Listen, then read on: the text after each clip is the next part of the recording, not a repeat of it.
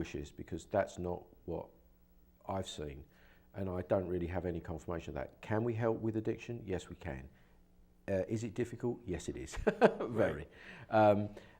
But I'm not aware of anybody running group sessions in hypnosis for addiction. However, if people go on various detoxification programs followed by rehab programs, which run anywhere from 30 days to 60 days, and sometimes even 90 days, then there is a lot of group work done beyond the detoxification. But this is the form of group therapy. Right. Group encounter groups, talk therapy, Support groups. and support groups later after they move out of Right. that. And the support groups may take the form of people go to a halfway house, but they have to have certain meetings, or they go to something like AA or a 12-step program or the equivalent. There's support afterwards. And that group sharing of experiences, both and an understanding, comes under the guise of group therapy in a conscious mind state, and that's not what we're talking about here. Right. So it's not that groups don't have a benefit, but we're talking about group hypnosis. Right. And if I was given my druthers, then I would say that it's much more effective following a detoxification to work with an addict using the programs that we use. But again, we can't do that in a group setting effectively. Right. So that means that the number of people that we can affect by definition are limited, and it's expensive to use us for those things. It's pretty expensive to use those programs out there as well, yeah. But they tend to be covered by insurance, and we're not, mostly. So again, it comes back to the same thing. My observation is that those big group programs don't have a very high degree of success. They're extremely well touted. There's an enormous business connected with them. Statistically, their measure of success is fairly low, and they're dealing with very, very difficult problems. Very often people return to those programs again and again and again over a course of years in an attempt to deal with their addiction. And in those groups, a lot of those settings, a lot of them, basically you're isolated from your other influences. Absolutely. For a month. You're yes. inpatient. Oh, they're very. I mean, that's very intelligent. I mean, that they basically don't want them being influenced by any of their old drug-related lifestyle connections or anything for a period of time, or alcohol-related. So yeah, they want them on their own. They want to detoxify them. They want to ensure that they, quite frankly, indoctrinate them with a new outlook on life. And again, I'm not debating the pros and cons of that. I'm just saying that's not what we're talking about here. Right, and even in those instances, we've seen a case where the person tried to get drugs in, was trying to contact people out to procure drugs and just different things like that. So you think about how difficult that is, even when they're already isolated, and trying to do something, when they're just living their daily life. For us, it'd be very difficult. Right. Yeah. So we've also got some other things. I don't know what's on the list there. I'd like to stress management and. Yeah. So one of the things that we, one statement that we didn't kind of make at the beginning. Yes. Group a lot of times, it really involves more direct suggestion work that doesn't have to be tailored to the individual. Very good point. Yes. So even if we're working with an individual, we're tailoring our suggestions for that exact person. And that's another really good point. It's one of the downsides naturally of any group work is exactly what Bill has described. You have to give a broad brush approach. So you have to use suggestions which you hope are going to be relevant and acceptable to the vast majority of people there. Right. That's exactly the problem with a stage show, why they ask people to keep returning to the audience, because at some point, some of those people, even if they're very good hypnotic subjects, are just going to reject the suggestions, because as we said on the show before, you will not accept any suggestion that you do not want to accept, that is not pleasing to your mind. Right. We are not in control of you. Right. That's why when, for example, in a weight loss program, I take a measure of exactly why people want to lose weight, what the benefits are to them, how those benefits will have an effect, a positive effect and change upon their life. And so when we do sessions for weight loss, every weight loss session is slightly different, exactly tailored to that person. Why? so that there is the highest likelihood of that suggestion being accepted by the subconscious mind. And you can't do that in a group. It's just not possible. You have to take a broad brush approach. Right. So again, if you're looking for things to be effective, it's the difference between going in and having a suit made for you or a dress made for you and just picking one off the shelf. One off the shelf, it may fit. Maybe you can get somebody to do some alteration, but it's not the same as having it custom made. And you know, it's funny, I remember recently I read a case, they were talking about this, a hypnotist, and he said, you know, he's a doctor, and if a patient comes in and they have migraines, well, you can remove them. If they come in saying, yeah, I have these whoppers, you know, whopper headache, right? He doesn't bring them in hypnosis and give them suggestions for migraines, because migraines is something everybody else has. Right. This guy has whoppers. So it sounded silly when I first. And we're not advertising, folks. We have nothing to do with a well-known burger right. outlet. That's not what we mean at all. Right. The first time I read it, I thought it was silly thinking of a doctor using the term whoppers to somebody, right? But he's exactly right. Is that that's the language that this person's minds think of and thinks about these migraines. Absolutely. And so you tailor, even down to that, you tailor it to that individual. That's such a good example and so true. Yeah. So true. Yeah. So some of the other things, so let's talk about some of the other things. You know, like you say, we put together kind of a nice list of potential group things and individual. Again, direct suggestions for specific goals is good for a group session. We talked about smoking cessation can be successful, but it has to be not the way a lot of it is done. So specific goals, so where we know, our old mentor, we've mentioned many times, Stephen Parkhill. Right. How did he start in hypnosis? Well, believe it or not, he started because he was a manager of a sales team and they brought somebody in to boost the effectiveness of the sales team. Right. All done in a group. And it did boost the effectiveness of the sales team, except in instances where there might be deep emotional problems connected with that. We're back to the same thing, but generally speaking, I mean, what would happen to those people? They wouldn't come along and say, boy, you've got an emotional problem. They just fire them. And say, okay, next, and they bring in the next one. They're worried about the sales performance, and it does do that. And in a similar way, you can do something for group in sports performance. I was going to say that, sports. Yeah, go ahead, talk about that for a second. Right, and so, for example, you can take a team, and it has been done many times, and give broad suggestions which will enhance the benefit of the team. But it won't enhance the benefit necessarily of a particular player who reaches their glass ceiling because of emotional reasons. And the same with a musical performer, a pianist, a violinist. You can give general suggestions which will calm them, enable them to perform at their best level. But if there is something in their subconscious mind which is providing a block, a limitation on, let's say, them performing optimally in a concert, they may practice beautifully, but in the performance, it doesn't ever sound as good as in practice. I had a friend of mine who's a very good soccer player, played at a professional level, and he tells me about one particular soccer player on the practice field. He was amazing, could make the most amazing plays, the most amazing shots, incredible. But he couldn't ever do it actually in a game. And why? From a hypnotic perspective, because there's something in his subconscious mind that's blocking that, that's creating a limitation. Right. And that's what we would deal with individually. You can't deal with that in a group, not really. So the one example I like is what Steve, your mentor and so forth, told us about a race car driver. He always came in second compared to this other driver. And it's like, well, that's kind of funny. Always come in second. Well, there's something in his mind that wasn't allowing him to actually beat this person. Right.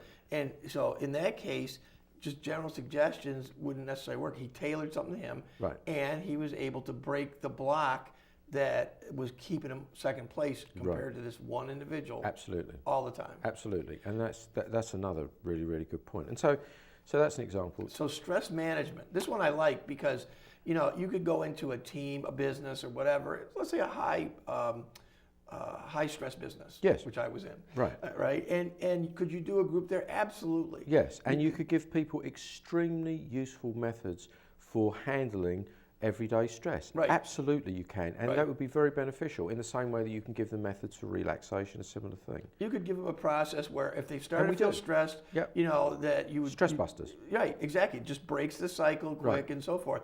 And yeah, very effective. Now, you're going to find that some people are going to, in that group, are going to say, well, I'm still having Absolutely. problems.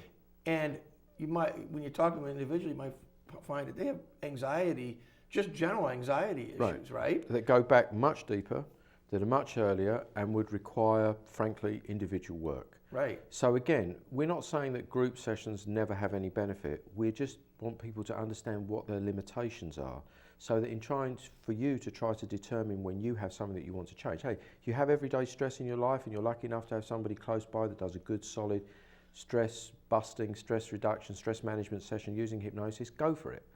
But if you have some deep anxiety or that process doesn't work for you, related to something which you think may have happened or has been plaguing you for a long period of time, if you want to use hypnosis as a modality to help with that, you're going to have to come and see us or somebody like us individually. Another one that's a real good example of that is sleep, because we've got a really great sleep program that if you are having problems falling asleep and you've just got a busy mind, okay, that would work very effectively in a group. And so forth, and no problem. But that you're going to get some people in that group that they will say it's just busy mind, but when you get down to it, it's not. Like I had that individual. Absolutely. I did it in an individual session, did our standard process, and she reported that, you know, she was not having an easy time getting to sleep. Right. And when I talked to her subsequently, she starts revealing a lot of things that aren't just busy mind. Right. And worries about children, worries about husband, all these different things that she had not told me in the initial interview. Now, with that, I could have easily, if she wanted to help, gone in, helped her do regression to get to the source of those deep anxieties. Very, very good point. And this brings up two very, very key points. I'm so glad. Now, first of all, as Bill talked about, we have a marvellous sleep program that we use. Right. Very simple. And I always say it's going to be effective for you 85% of the time, but why not 100% of the time?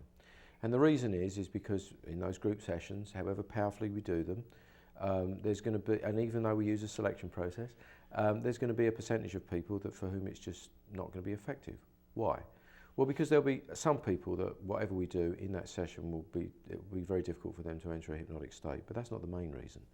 The main reason is because there's going to be a percentage of people for whom the problems that they're having with sleep is not just what Bill says, a busy or overactive mind at the time of sleep or bad sleep habits. It's because there's some very, very, very deep levels of stress that go back a long period of time, and our methodology will only become effective after those things are actively addressed, not before. Right. And so we can truthfully say, hey, for the vast majority, we ask them a question. We have a little questionnaire. Is this your experience of sleep problems? So we try and, if they're basically telling us they lie down and they just think about what happened during the day and think about what's going to happen tomorrow and concern, and that we can deal with. Right. But if it goes beyond that and we have a screening process, we're going to say, no, this isn't the program for you. We can help you sleep, not using this program. Right. It has to be something different, and then this process will work for you. Right. Yeah. Right. So and then, you know, the other thing is that even when we deal with things individually, and we're going to talk about, if we've got some time left, some of the things that we can deal with individually. Yep.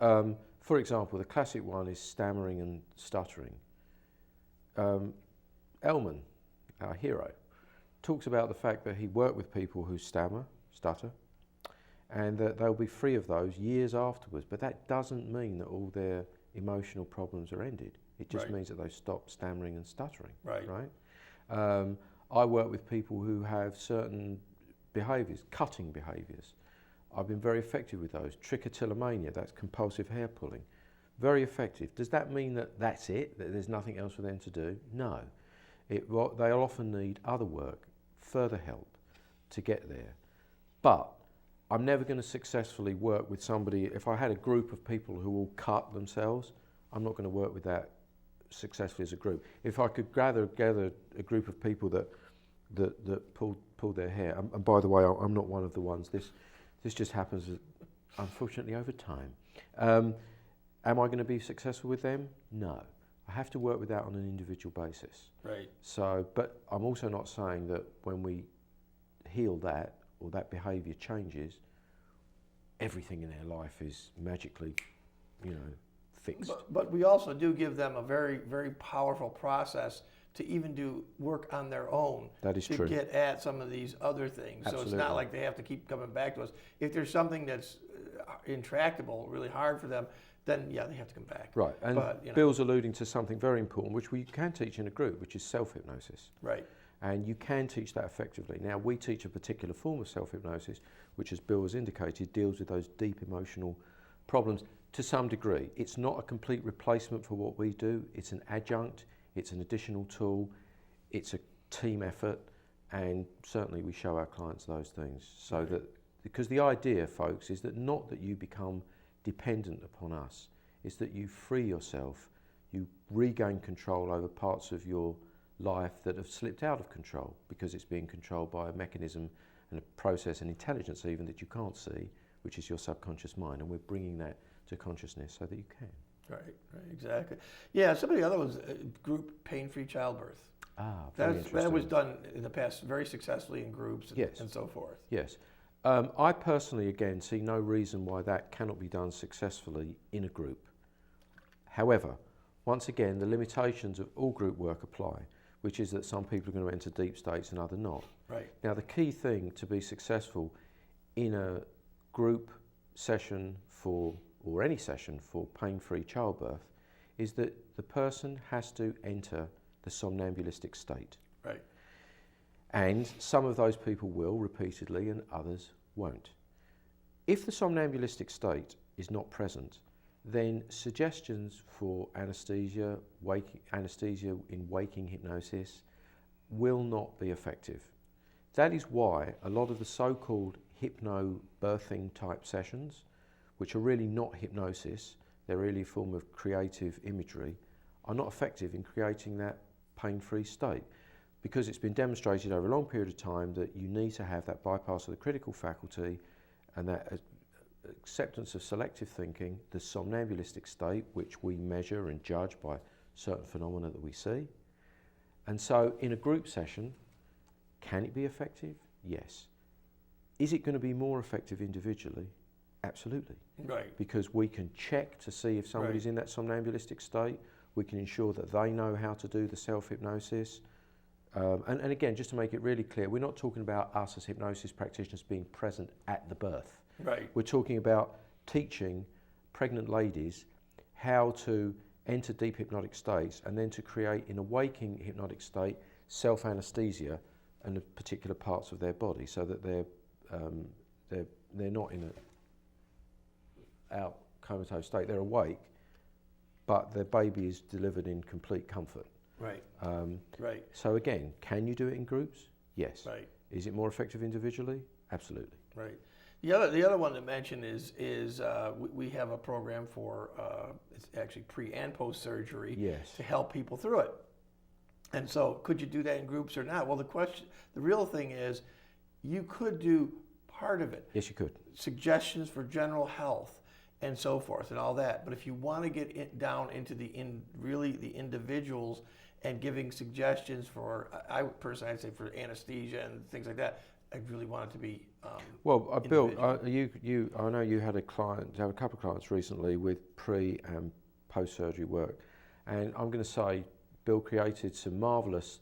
He interviewed the people very carefully, and if I may say so, created some marvellously effective sessions for these people, tailored exactly to them, very, very specific. Right. And they were both engaged in how that person accepted the procedure that they needed to have and the healing that happened afterwards. And if I may say so, from your report, they were very successful. Yeah, procedures were great and healing was very fast. It really was. Yeah, it really. They did marvelous, and it was. But look at the work you did to get that for that person. Yeah, because it was a tonsillectomy for an older person. Right. Which is very tough, very painful, and he was very frightened of the potential pain afterwards, particularly because he'd seen his wife go through one. And it wasn't very a happy experience. No, correct? She really suffered for a lot of days afterwards, right. And so I had to build it to counteract those things, and then people always are giving you, telling you, oh, it's going to be bad and all this stuff, and put in suggestions for that. But also for him in very particular, because he had a very particular problem with food getting caught in there and decaying and stuff, and so it was really just very tailored to him. So this is a perfect example that Bill's giving here, because would he have benefited if we did, let's say there were 20 people in a room and some were having a tonsillectomy and others were having other procedures, would they benefit from the general suggestions that we gave? Absolutely. Would he benefit to the same degree as he did as a result of Bill's very carefully structured and tailored sessions? No. Right? So again, it's a similar sort of thing. And if one thinks about this generally in life, let's take it from the point of view of instruction.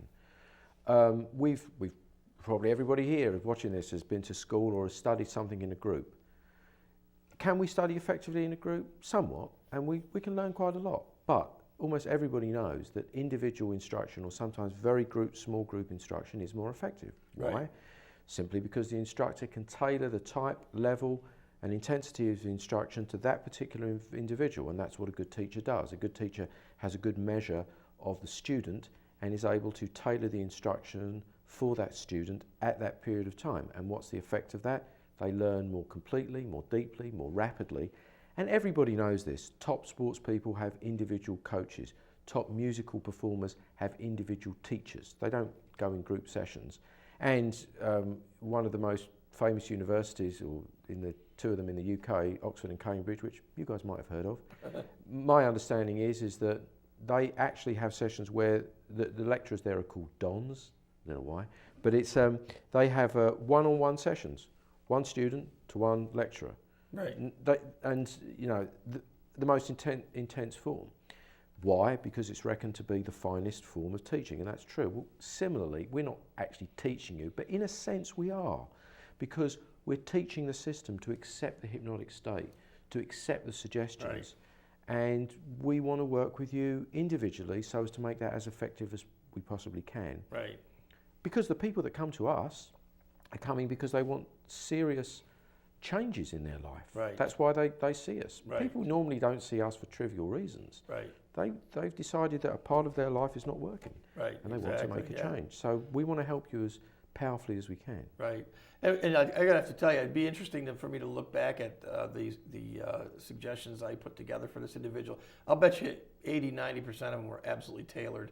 There's probably just a small percentage that were the general suggestions we would give to anybody for a surgery. Right. So it really hit very powerfully. He did great. Yeah. Yeah, he did. And as Bill says, he did great. That's how we measure the effectiveness of what we do. And so when considering a group program or an individual program, we want you as the client to answer the basic question, what is going to be the most effective? And quite simply, the basic reason that most people attend groups comes down to money. It's usually much cheaper to attend a group than it is to do individual sessions. We know that. But in making an assessment as to what the benefit is going to be in your life and the goals that you have, try determine whether a group is the right choice for you, or you approach a practiced individual hypnosis practitioner who will give you individually tailored sessions. Right, exactly. So let's just talk quickly, because we also put together a list of, well, what would you really absolutely want to do individually? What I notice is that time is almost I see that. Yeah, I'm watching. And so what we're going to do on the next one is we talk very fully. Actually, I'm quite surprised by how fully we've talked about groups here. Right. And their benefits and detriments.